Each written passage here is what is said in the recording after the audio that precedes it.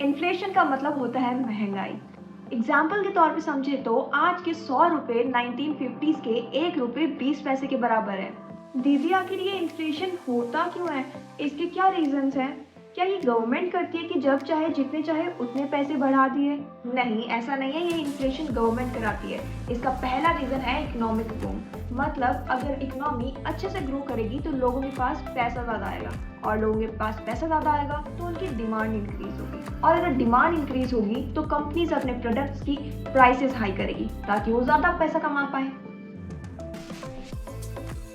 अच्छा, मैं एग्जांपल देती हूँ। जैसे कि तुझे जम्मू जाना है और तेरे साथ 300-400 लोग और हैं जिनको भी जम्मू ही जाना है। एसी की सीट्स हैं 100, स्लीपर्स की हैं 200 और सिटिंग है 300। अब सबके पास पैसे हैं, और अगर सबके पास पैसे हैं तो सब एसी में ही जाना चाहेंगे। इस चीज को अवॉइड करने के लिए टिकट की प्राइसेस वेरी करेंगी। जिनके पास जितना पैसा होगा वो उस हिसाब से टिकट्स बुक करेंगे। इसका मतलब डिमांड इंक्रीज होगी तो इन्फ्लेशन भी इंक्रीज होगा। तो फूड की प्राइसेस क्यों चेंज होती है? इस साल इंक्रीज हुई, अगले साल फिर से डिक्रीज हो गई। दूसरा रीजन है रॉ मटेरियल की प्राइसेस इंक्रीज होना।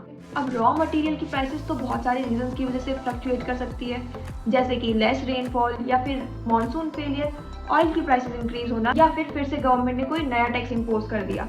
अब अगर रॉ मटेरियल की प्राइसेस इंक्रीज होगी तो ऑफ कोर्स प्रोडक्ट की प्राइसेस भी इंक्रीज होगी, क्योंकि कंपनीज लॉस बनाने के लिए तो बैठी नहीं है, उनको प्रॉफिट बनाने के लिए प्रोडक्ट की प्राइसेस भी इंक्रीज करनी पड़ेगी।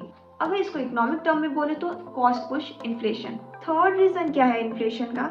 इनकम का इंक्रीज होना। इनकम के इंक्रीज होने से इन्फ्लेशन क्यों होगा? इससे तो कंट्री ग्रो कर रही है ना।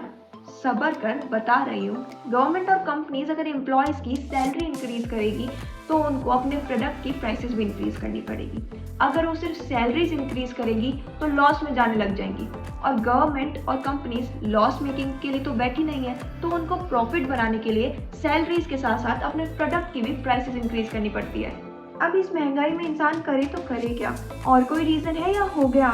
एक और है, करेंसी डेप्रिसिएशन। अगर गवर्नमेंट ज़्यादा नोट प्रिंट करेगी तो मार्केट में करेंसी की वैल्यू कम हो जाएगी, और करेंसी की वैल्यू कम होना मतलब फिर से इन्फ्लेशन। करेक्ट, और इसका एग्जाम्पल मैंने पहले की एक वीडियो में बता भी रखा है।